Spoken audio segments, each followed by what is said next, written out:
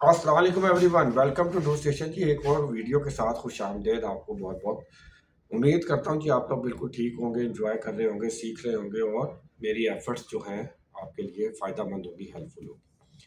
हमारी सीरीज़ चल रही है जिसको हम कवर कर रहे हैं, जिसमें हम एचएससी की फंडामेंटल कॉन्सेप्ट्स को अंडरस्टैंड कर रहे हैं, जो इंपॉर्टेंट टर्मिनोलॉजीज़ हैं उनको अंडरस्टैंड कर रहे हैं। तो आज नई कुछ टर्मिनोलॉजीज़ हैं, बहुत इंपॉर्टेंट हैं और वो लेके आए हैं जी, उनको अंडरस्टैंड करेंगे। स्पेशली ये आपके जो मैनेजेरियल एस्पेक्ट्स होते हैं या एडमिनिस्ट्रेटिव एस्पेक्ट्स होते हैं एचएससी के, एचएससी मैनेजमेंट सिस्टम से रिलेटेड है, तो उनको कवर करेंगे। ये आज हम देखेंगे कि एचएससी पॉलिसीज़ क्या होती है, देन आपके एचएससी प्रोसीजर्स क्या होते हैं, मेथड स्टेटमेंट्स क्या होती हैं, safe work method statements, then आपकी एचएससी ट्रेनिंग्स क्या होती हैं, एचएससी के प्रोटोकॉल्स क्या होते हैं और आपका सेफ सिस्टम ऑफ वर्क क्या होता है। तो बहुत ही इंपॉर्टेंट टर्मिनोलॉजीज हैं और कोशिश करेंगे आसान तरीके में सीखें। तो आपकी कोई फीडबैक है, कोई ओपिनियन है, आप शेयर करें, मैं उसको कोशिश करूंगा इंक्लूड करता जाऊँ साथ साथ।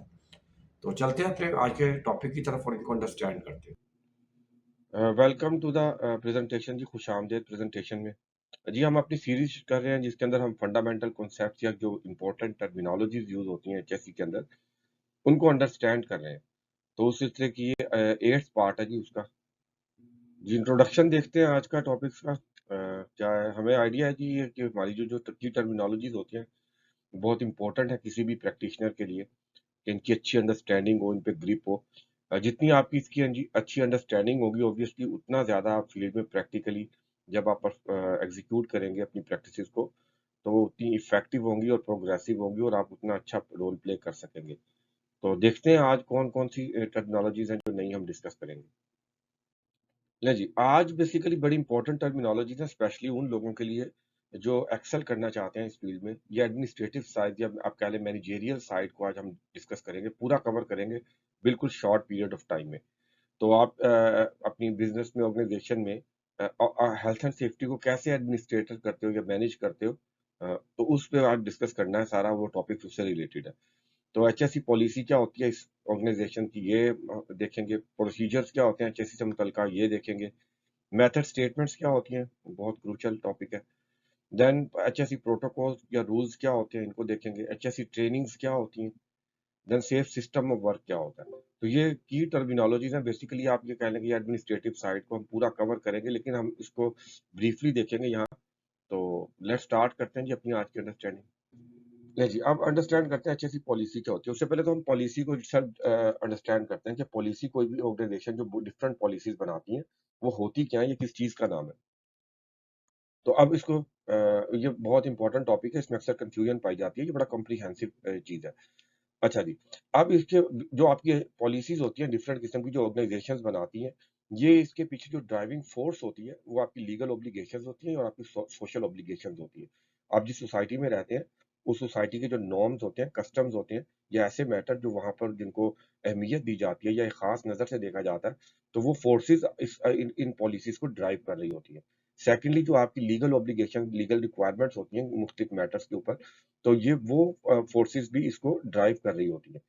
उसके बाद ये आपके फाइनेंशियल, ऑब्वियसली आपके फाइनेंशियल मैटर्स आ जाते हैं जो आपको इंटरनल है, आपने बिजनेस करना है, उसको ग्रूम करना है, तरक्की करनी है, अच्छा प्रॉफिट कमाना है, तो फाइनेंशियल मैटर्स भी इसको ड्राइव कर रहे होते हैं।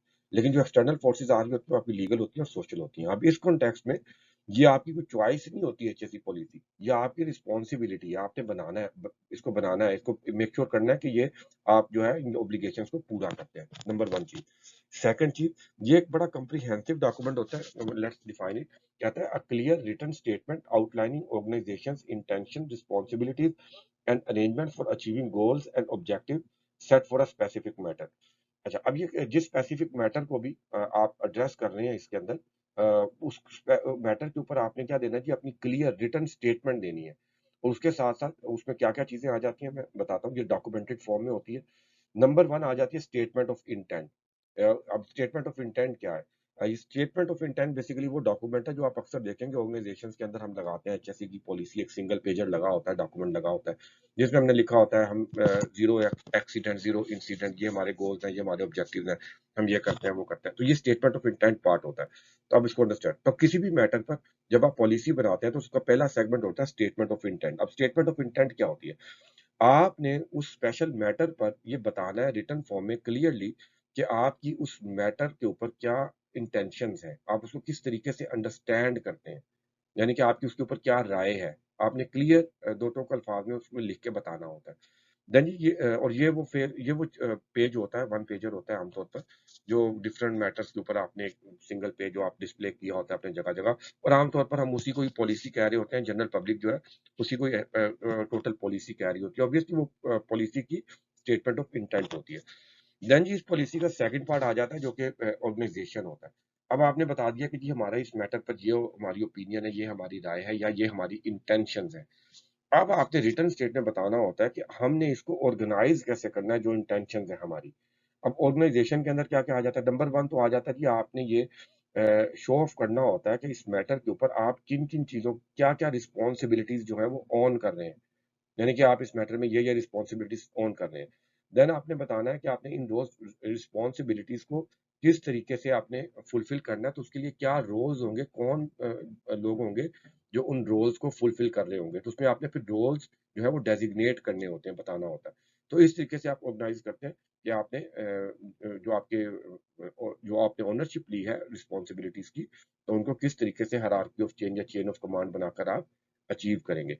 देन जी थर्ड इसका सेगमेंट आ जाता है जिसमें आपने फिर शो ऑफ करना होता है, रिटन फॉर्म में बताना होता है कि ये जो चीज़ें आपने बताई हैं, जो कर रहे हैं, फॉर एग्जांपल आपने स्टेटमेंट ऑफ इंटेंट दे दी, देन आपने ऑर्गेनाइजेशन दे दी। अब इसको अचीव करने के लिए जो आपकी अरेंजमेंट्स हैं वो क्या होंगी? यानी कि आपके जो ऑब्जेक्टिव्स आपने बताए हैं उनको अचीव करना है तो क्या अरेंजमेंट्स करेंगे आप? तो वो सारी अरेंजमेंट जो आप करेंगे वो आपने रिटन फॉर्म देनी होती है। देन फिर आप उन अरेंजमेंट्स को किस तरीके से इम्प्लीमेंट या एडमिनिस्ट्रेट कर रहे होंगे, वो सारी चीज़ें भी आप रिटन में देते हैं।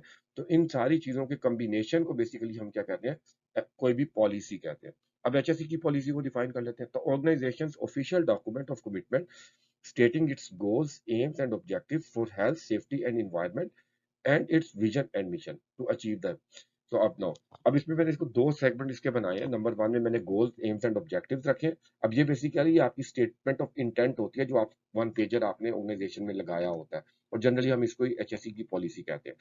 और जो सेकंड पोर्शन होता है, जो बैक एंड पे होता है, विजन एंड मिशन, इसके अंदर आपकी सारी ऑर्गेनाइजेशन और अरेंजमेंट्स के सेक्शंस आ जाते हैं, जिसमें आपने बताना होता है कि हम ये एचएससी की जी हमारी ये हमारे टारगेट गोल्स हैं, ये हमारे एम्स हैं, ये हमारे ऑब्जेक्टिव्स हैं, और नेक्स्ट आप बताते हैं कि इनको अचीव करने के लिए हमारी ये जनाब ऑर्गेनाइजेशन है और ये हमारी अरेंजमेंट्स हैं, जो हम इसको अचीव करने के लिए कर रहे होंगे। ले जी, अब बड़ा इंपॉर्टेंट टॉपिक है एचएससी प्रोसीजर क्या होता है।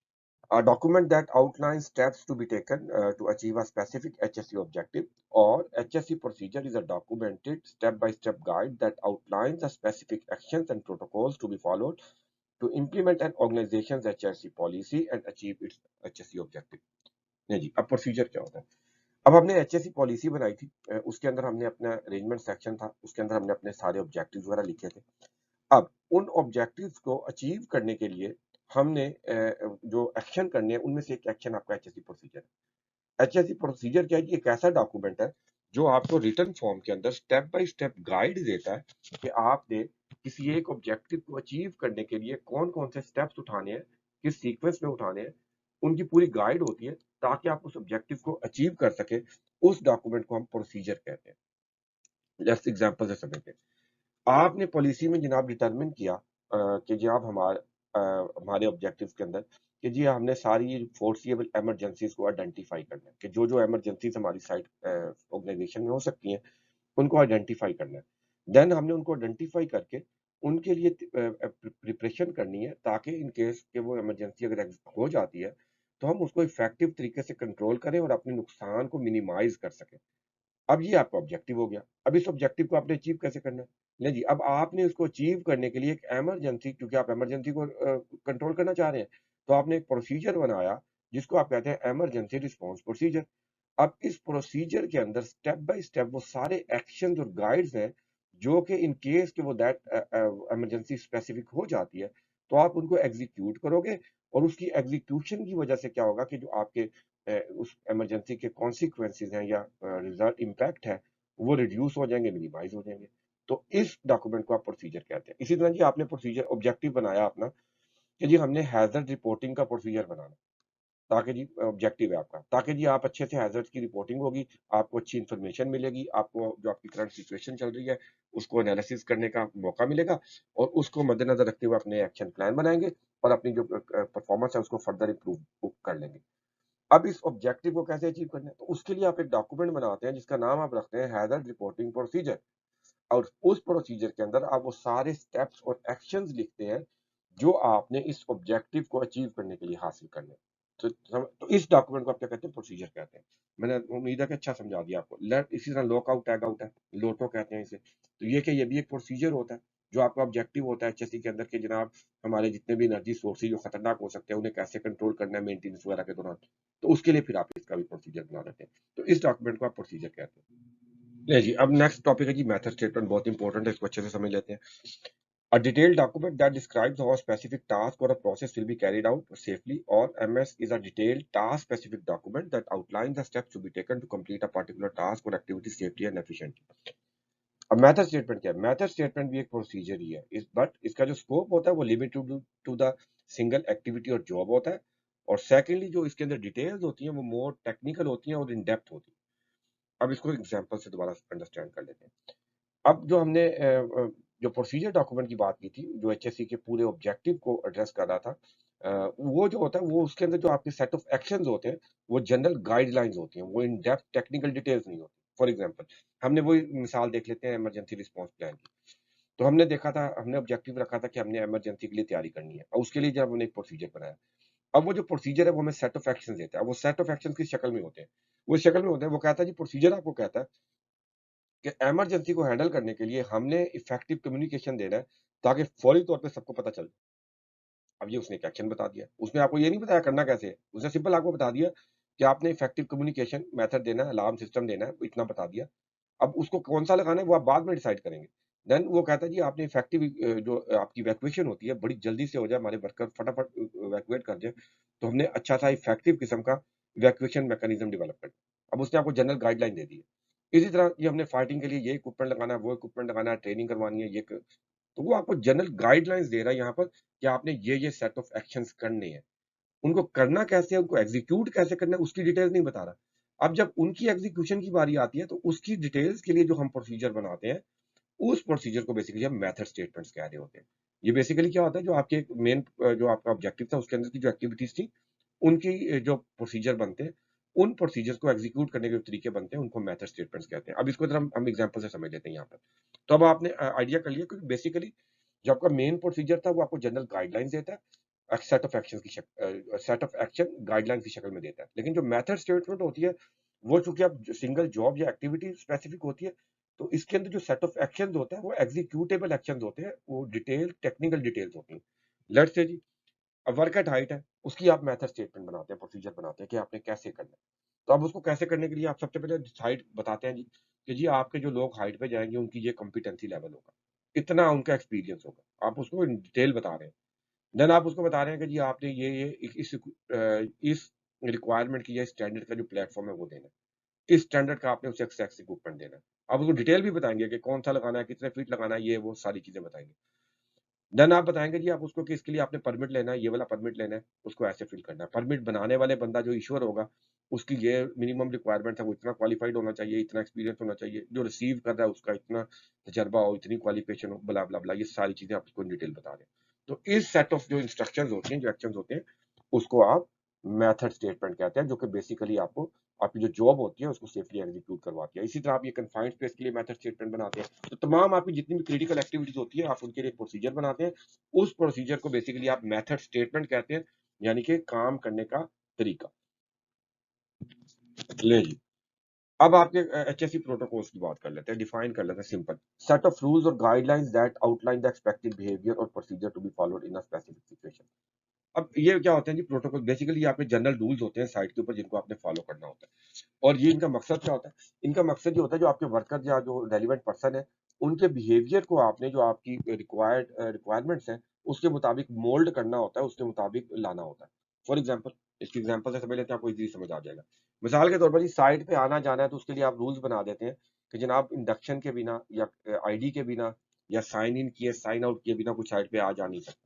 देन आप कहते हैं जी स्मोकिंग है, स्मोकिंग प्रोटोकॉल बना देते हैं, गाइडलाइन दे देते हैं कि यार स्मोकिंग जो है डेजिग्नेटेड एरिया में होगी, उसके अलावा कहीं स्मोकिंग नहीं होगी।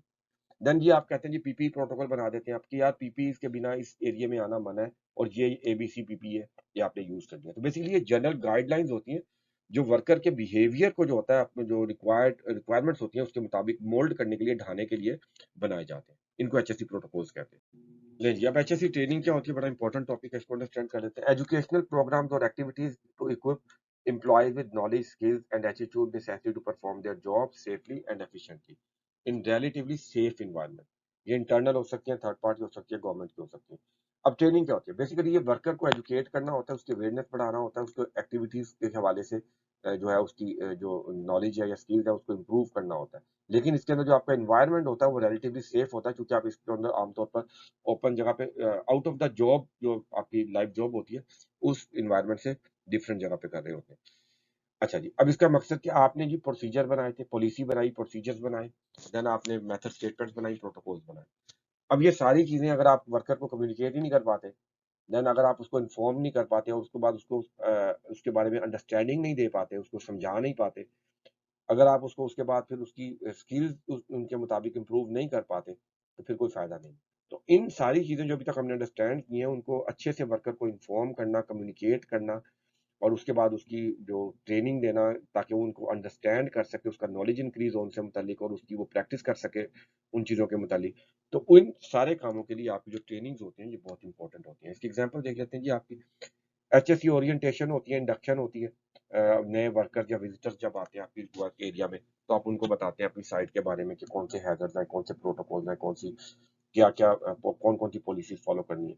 देन वर्क एट हाइट कैसे करना है उसके बारे में ट्रेनिंग, कन्फाइंड कोई भी एक्टिविटीज़ होती हैं, उनकी स्पेसिफिक ट्रेनिंग होती है। 2 तरह की होती हैं, क्राफ्ट ट्रेनिंग होती है जो उनके सुपरवाइज़र करवाते हैं कि काम को सेफली काम को ठीक तरीके से कैसे करना है। दूसरा सेफ्टी की ट्रेनिंग होती है जो एचएससी से रिलेटेड होती है कि जब आपने अपनी जॉब करनी है तो उसमें आपने सेफ्टी की कौन-कौन सी चीज़ों को मद्देनज़र रखना है। तो इन चीज़ों इसको आप एचएससी ट्रेनिंग्स कहते हैं।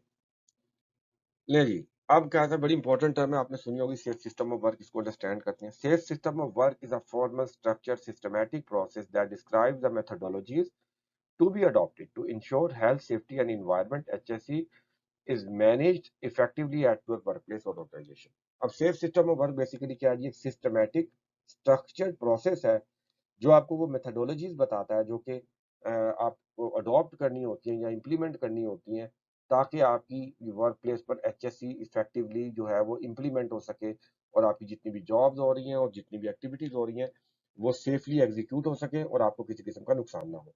तो ऐसे प्रोसेस को आप सेफ सिस्टम ऑफ वर्क कहते हैं। अब वो कौन सी मेथोडोलॉजीज हैं जी जो इसके अंदर हम लाते हैं?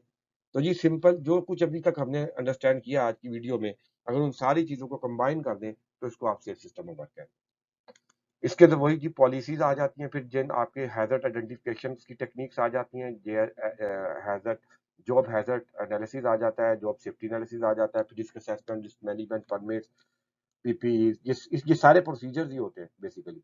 ये सारे आ जाते हैं, फिर सेफ वर्क प्रोसीजर्स आ जाते हैं, मेथड स्टेटमेंट्स आ जाती हैं, ट्रेनिंग्स आ जाती हैं, कॉम्पिटेंसीज आ जाती हैं, मॉनिटरिंग, रिव्यू, एनालिसिस कैसे करना है, ऑडिट्स के जरिए ऑडिट्स यूज करनी है, इंस्पेक्शंस करनी है, सर्विस करनी है, कंसल्टेंसी देनी है, देन ईआरपीस बनानी है। तो ये सारी चीजों को अगर आप जब कंबाइन करते हैं, इंटीग्रेट करते हैं, तो जो चीज बनती है उसको बेसिकली आप क्या कहते हैं? सेफ सिस्टम ऑफ वर्क कहते हैं। तो आई होप कि जी आज का बड़ा इंटरेस्टिंग टॉपिक था और मैंने अच्छे तरीके से इसको एक्सप्लेन करने की कोशिश की है। उम्मीद करता हूँ जी आपको इसकी समझ आई होगी। जी, हमने अपने टॉपिक को कवर कर लिया, तो कंक्लूड करते हैं जी क्या सीखा। एचएससी पॉलिसी हमारी जी एचएससी के साथ कमिटमेंट शो करती है। प्रोसीजर हमारे क्या होते हैं?